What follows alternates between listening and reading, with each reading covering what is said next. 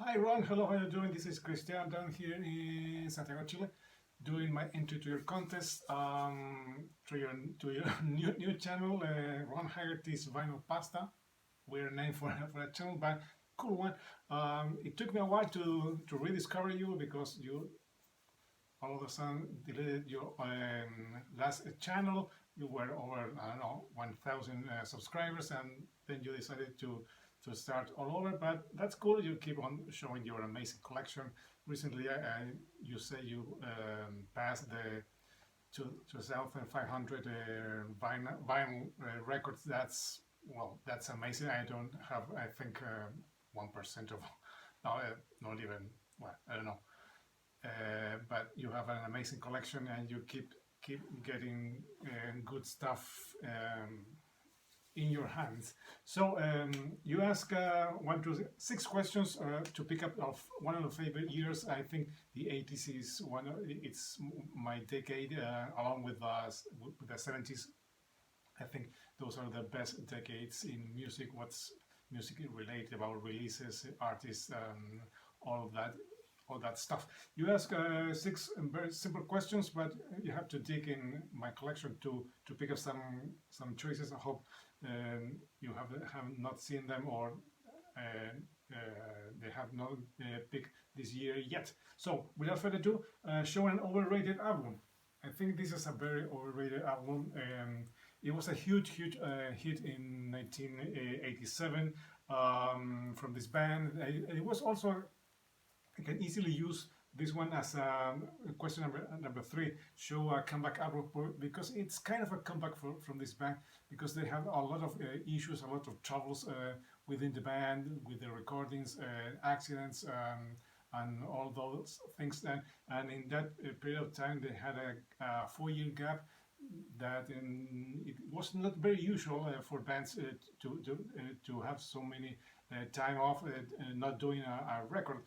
Back in the day, sometimes bands put out 2 records a year, or even 1 year, 2 years. That's the time they took to put one. So 1987, I think this one is an overrated album.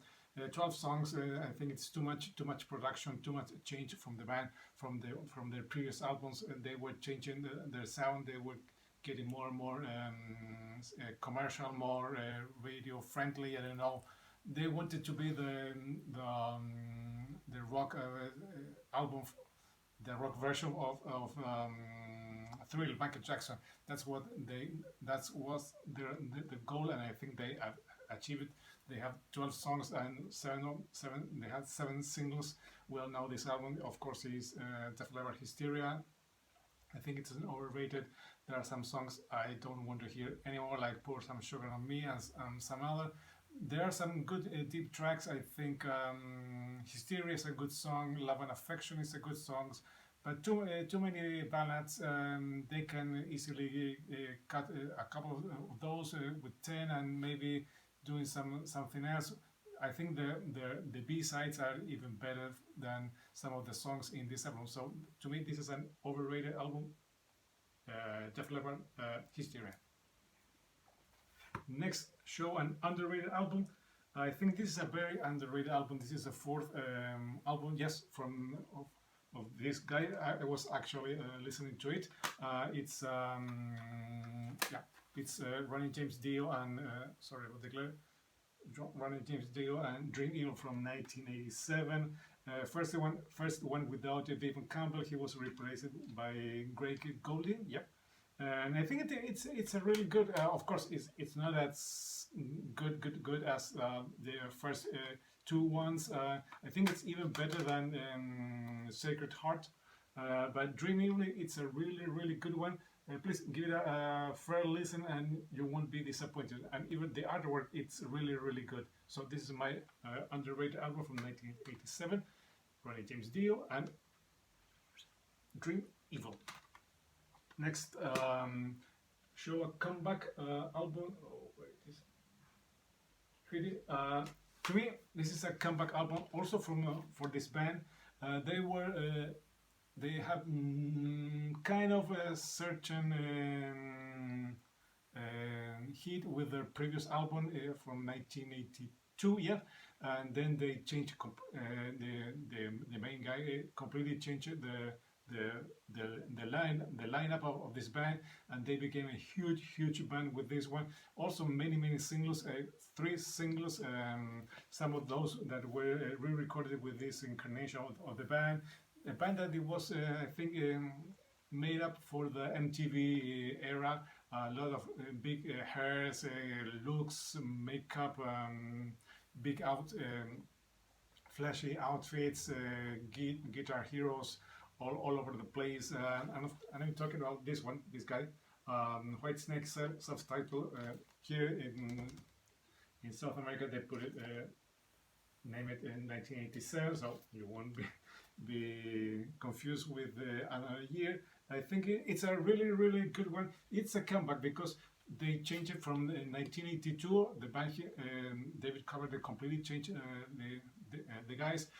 No one that played on Sliding came back to this album. They recorded with, of course, they started recording with John Sykes. There were some kind of issues, some kind of troubles. He did not end up doing the whole album. Of course, Adrian Vandenberg came in and do some work on the guitars while John Sykes was still in the band. While John Sykes was still in the studio with the band, Adrian Vandenberg was hiding in another room. It's a weird story. I have listened many times. They kind of not so clever explanation that David Coverdale had given about this era of the band, but this is a huge comeback from the band of what type of music they were playing before this album. Of course, this is more hard rock, more 80s, more LA scene type of music, more forwards, looking to achieve a bigger audience in the States, and getting away, moving away from the sound they had in the late 70s and early 80s, more bluesy sound. So to me, this is a comeback from the band, a band that were not doing so good in terms of selling albums and tickets and concerts. They became a huge band. They headline big festivals, and this is a major album for them. Whitesnake, self-titled, or 1987. Show your favorite debut album. I think that this one is almost impossible to avoid this album. Of course, it's Guns N' Roses' Appetite for Destruction. This one is a weird edition that I have because here they have another artwork. This one. I don't know why they have it like this with these small photos. Here it is, the one we don't know, and of course here is the censor original artwork. But of course this is a huge debut. You can argue that it's one of the biggest selling album of all time and one of the most important debuts in rock history. Okay, next, show an album you wish you had from that year. I have many. Triumph and Agony from Warlock, Back for the Attack for the Dokken, the Metallica Garage Days revisited. Also, I would like to have on vinyl this one, White Lion Pride, really good one from 1987. So that's it. Now show you top 5 favorite albums from that year. Here I have a couple of those, couple of vinyl and some CDs. A really good one, of course, The Cult and Electric, when they joined forces with Bob Rock, and they came from being they stopped being a gothic band and they became a hard rock band. Really good one. This one and the next one, as an example, I think it's The Cult at their best. So here is one. Of course, not in no particular order. Sometimes they can change. This is a really good one that that this artist is not many has not been shown many times here in the VC. I don't know why. Maybe it's because the guitar heroes, the guitar shredders, are not well received sometimes because of the type of music they play, being so only instrumental. It's Joe Satriani and Surfing with the Alien. This is a really good one. Second album from the guy from New York, I think. It's a really good one. So it is my second pickup. Joe Satriani, Surfing with the Alien. Next one, of course, Anthrax, Among the Living. Nothing need to be added to this one. This is the deluxe edition that comes with a DVD. The nice fucking video. Here it is. You can see a really good one. So there it is. Anthrax, Among the Living. Now to vinyl. Of course, this one I have shown it many times. Keeper Part 1. The first one with a very young Michael Kiske. There it is. And of course, Kai Hansen and Ingo Schüchtenberg, the original drummer that years later committed suicide, and of course the two guys that keep had been on in all incarnations, Markus Grabskap, the bass player, and Michael Weikath, the other guitar player. Here it is. Halloween Keeper Part 1, and an album that I really like very much. It's not heavy metal, it's not hard rock, it's not thrash, it's In Excess, it's kick. I think this is one of their best albums.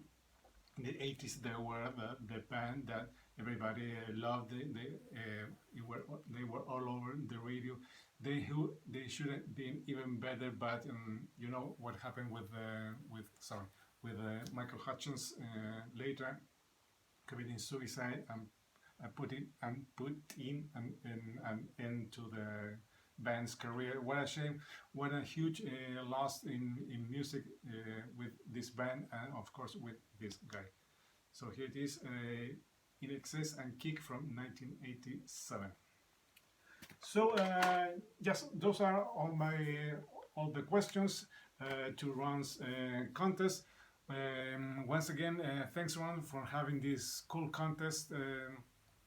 I really enjoy your updates and your new finds when you go to the music exchange, and you grab some cool music. And you are a big, of course, Overkill fan. I hope you will get those vinyls you are still missing, and all the other things that I don't know what you are still missing, but apparently there are still some of those that are not in your collection right now.